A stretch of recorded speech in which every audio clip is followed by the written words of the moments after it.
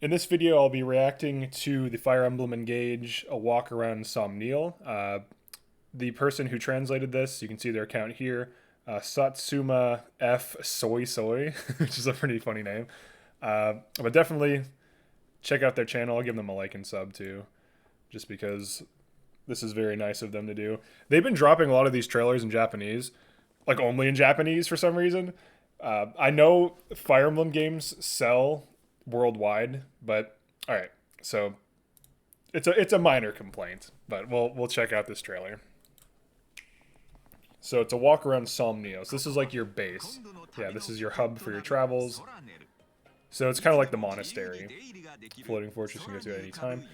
They honestly are dropping so much content. Like they keep putting out so many videos. It's kind of hard to keep up with it. So I'll try better to keep up with it. You can come and go as you please whenever you need to rest or make preparations. Okay, so it's the Monastery.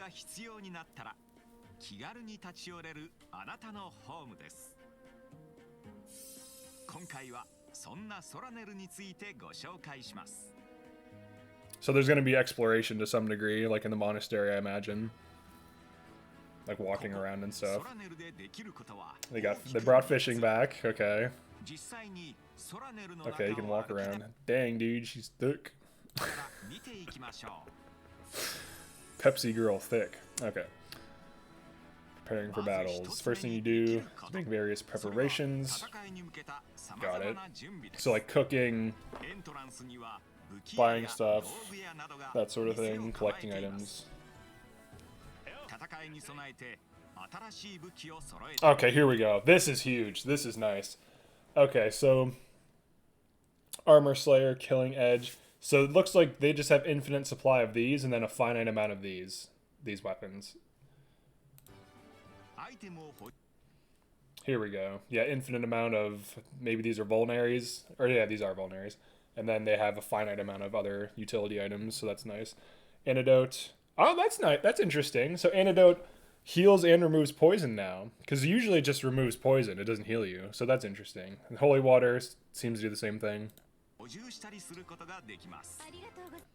Okay. This is the Emblem area. Okay. Okay, communicate with the Emblem. So very Avatar The Last Airbender.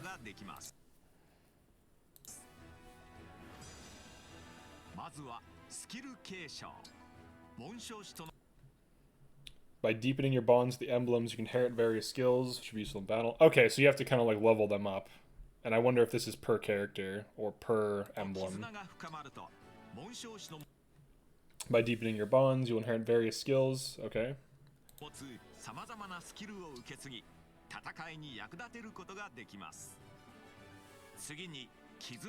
Creating bond rings. What is that?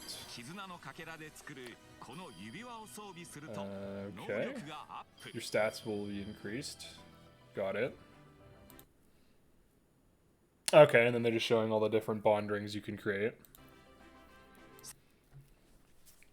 So I wonder if they're still going to have normal items outside of these. Or if this is its own item category, like ring or something. That's interesting. Okay. You can merge them together. Alright. So there's definitely a lot of crafting.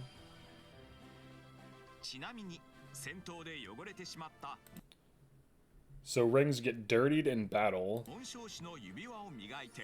Yeah, I saw this on Twitter, and I was like, what is this? That tickles? Sorry, this is funny. That tickles. Whoa, that's spotted. Alright, Flame of Training. You can enter mock battles. Uh-oh, you can get XP and such. Oh boy. I hope there's a finite. I hope you can't just do this endlessly. That'd make the game too easy. Alright. Like if it's like the professor system where you have like so many activity points, then that can be fine. Then it can be easily balanced. Alright, here we go. Where you play several maps in a row to get rewards. Okay. Got it. It looks like there's a lot of content though. To be honest, like just looking at this, especially if the base game is like 40 plus hours. You can upload map. What? You can make... Okay, this is huge. Dude, what the hell? You can make maps? This is a massive feature. What the hell? This is such a huge feature to have in a game where you can just make your own maps. People could make entire campaigns and like, you know, you could just like goof off and have fun. This is actually sick. This is actually really cool. Upload maps. Upload map to server for defense battles with other players. Okay. One uploaded map. Ah, okay. Per Nintendo account. Got it. Your public map was attacked. So you can see what players did. That's interesting. They're really going nuts with this like customization. Interacting with allies. This game's gonna be huge, dude. This is crazy. Okay, so you can talk to people. Interact with your allies. Just like swimming. Okay, so they have the support system, which we would expect. Every Fire Emblem game has support, for the most part. A lot of huge hair characters in this game. It's not a problem, it's just an observation. Alright, hold on, this is going way too fast. Alright. Okay, so cooking, you know, get speed increase for the month, I'm assuming. Or speed increase, stat increase.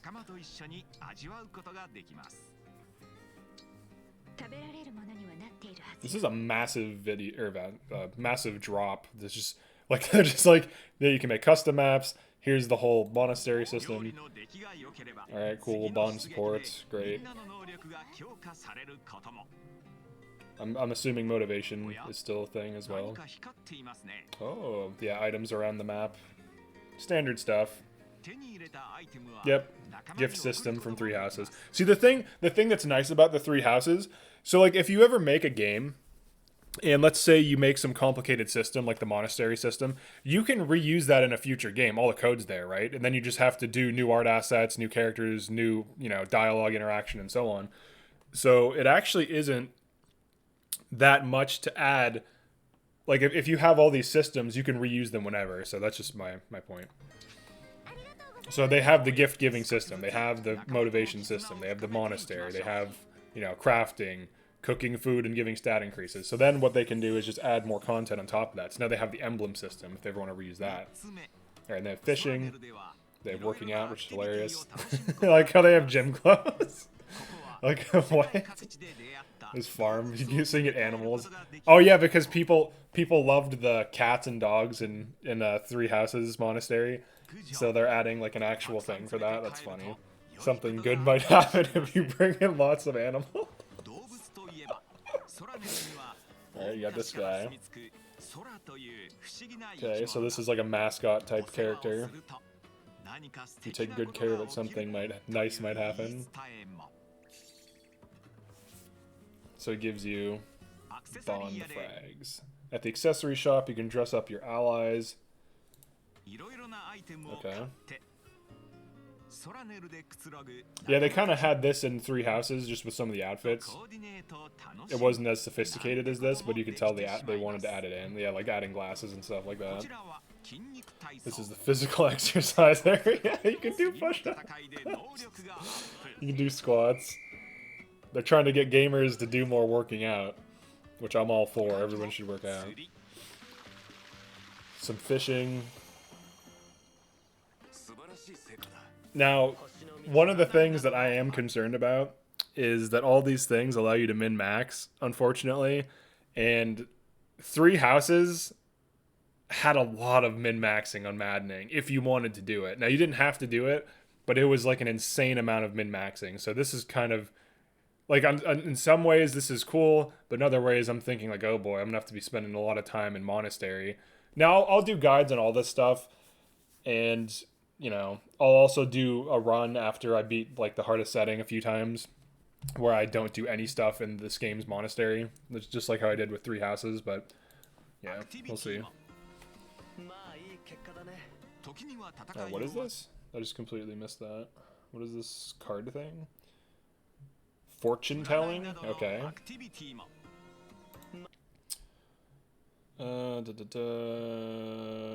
Fortune telling. Seems like you might get praise with the person you're thinking about.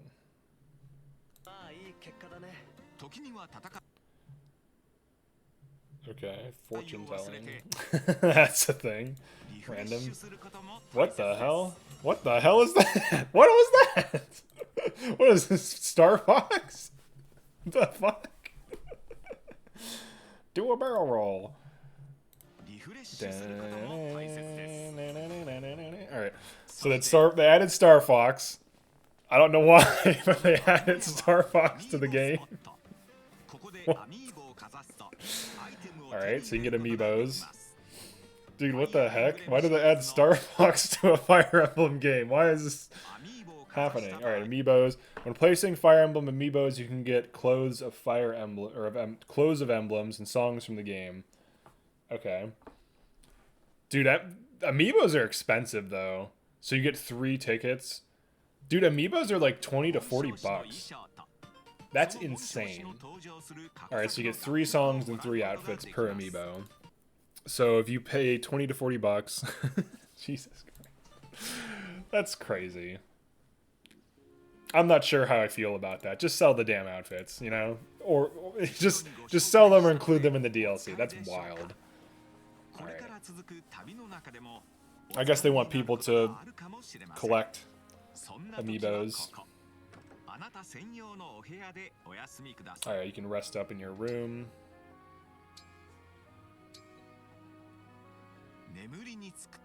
As you sleep. Okay. Oh boy. Oh boy. As you sleep and wake up to your dream guy coming in to wake you up. Looks like you're awake. She just sleeps in her like battle clothes. Do you understand? Yes, I understand it. It is a reassuring hub. I like how they're making it look like a spa. like they're selling us as players. Like, oh, you can relax here. But like, I'm not gonna be there. I'm just gonna be playing a video game. And my character's gonna be there. Alright. Okay. So there's definitely a lot going on here. The crafting system seems to be expanded. So if you... Alright, so here's what I can safely say. If you wanted a game that's more like Three Houses, you'll love this. If you want a game that's less like Three Houses and like the Monastery and the management, you'll probably hate this game. Now, why do I say that? One of the major complaints against Three Houses is that you spend so much time in Monastery, like min-maxing, getting people's like attributes up, and you know, doing support conversations, giving people gifts, doing all the activities. Because if you want to be optimal, like let's say your first attempt doing the hardest difficulty, like maddening on Three Houses, if you want to be optimal, you'll probably look up guides, figure out what classes you need to master, min-max the hell out of the game. And that it'll take you probably 80 to 120 hours to beat the game. On your first maddening attempt, if you're not an experienced Fire Emblem player, that's realistically what it'll probably take you. Maybe if you're lucky, 80 hours. But if you just skip everything, it still takes like 60 hours to beat the game, because you still have to do grinding to get masteries, unless you're doing some kind of no Monastery LTC run, which I don't think has been done yet. I could be wrong. But if you enjoyed the Monastery and like all the character aspects of the game and less of the game and like not as much of the gameplay, then this seems to be an expanded version of that. But in my opinion, I would like for me personally, I would rather it just be like the old school Fire Emblem games where you just like pick your units, gear them up, and go to battle, and then there's like cutscenes in between, and then there's like optional support conversations. I think that's the best way for a Fire Emblem game to exist. Now, Fire Emblem's identity has changed, and part of its popularity is the Monastery system, where there's all these characters and all these like, you know, people to interact with, and there's like pretty much a character for everyone. So that's kind of true in like the other Fire Emblem games, but it's more so the case in Three Houses, where you pick like a house identity. It's like, do you want to go with Claude, who's the funny, quirky, sly guy who's all about like plans, or like, you know, like secret plans, or do you want to go with Dimitri, the straightforward, clean cut guy who's just like, you know, doing what he thinks is right, or do you want, and he's kind of like a tragic hero, or do you want to go with Edelgard, who's all about like revolution? Like even just like in the house choices, there's like personality, and like you can kind of associate, like everyone has their favorite lord, I would say. For me, it's definitely Dimitri because he has the most interesting plot in my opinion. That there's like betrayal, there's sacrifice, there's loss, there's coming to terms with the past haunting him. So he's kind of almost like Guts from Berserk to some degree, and he has like actual hardship, whereas Claude's like campaign just feels like it's all fun and easygoing, and then Edelgard's is just like, I'm gonna start some shit. This system is corrupt. Time to go to war with the world. So, but I'm sure you might favor Edelgard or Claude or whatever, and that's fine. But the game is less about strategy, like in a like an overall sense. Like yes, there's tactics. Yes, there's strategy. Yes, there's min maxing, but there's so much extra stuff now, and that extra stuff is being expanded on in this. Now, if you like that, great. If you don't like that, I could see this game being a turnoff to some degree. Now, it'll still probably be a solid Fire Emblem game, and you can probably just skip that extra stuff. So even if it seems like you might not like it, you can always skip it. You can just ignore it and just like exit the Somniel and just carry on with your life. But yeah, it seems like this might be the new direction for Fire Emblem, where you have these like monastery type structures with all these mini games, because honestly, people love that shit. Like the average hardcore Fire Emblem player who's only concerned with highest difficulty probably doesn't like it, but unfortunately we're a minority, and the majority of gamers like stuff like what's that game everyone plays? Animal Crossing. They love shit like Animal Crossing. So they're basically adding elements, chill elements, like Animal Crossing type stuff to the game, and it's attracting more people, which is good for the overall longevity of Fire Emblem, because unfortunately most hardcore gamers, there's very few of them, and unless you can somehow pull a Dark Souls and get people in general interested in the game because it's hard, which is very difficult to do, it's going to be, a hard sell to go up to like people who are casual gamers, because Nintendo generally is the most casual system, which that's not a bad thing. They have some good games, they have some hard games, but like look, how many esports are on Nintendo, right? Like most of them are on like other consoles or PC. So that's just an observation. And Nintendo's usually like more family oriented, it's usually more like geared towards, kids to adults. So like that kind of demographic. So like they have to kind of tone things down. They have to add more like chill things, and that's fine. Like if you can just skip it and there's not much of a penalty, that's fine, which is probably the case. So definitely a lot of interesting things added. The monastery system seems to be expanded on, which I know a lot of people will be upset about. Me personally, I'll put up with it. I mean, I can, if I can put up with it in Three Houses, I can put up with it in this game. So it'll be fine. But yeah, that's it for this one. Definitely like and subscribe if you enjoyed this or found this interesting or useful. I'll try to cover any big drops like this, and also check out Sut Suma F Soy Soy's channel. I also thank them for translating this. It's greatly appreciated, and I'll see you in the next one.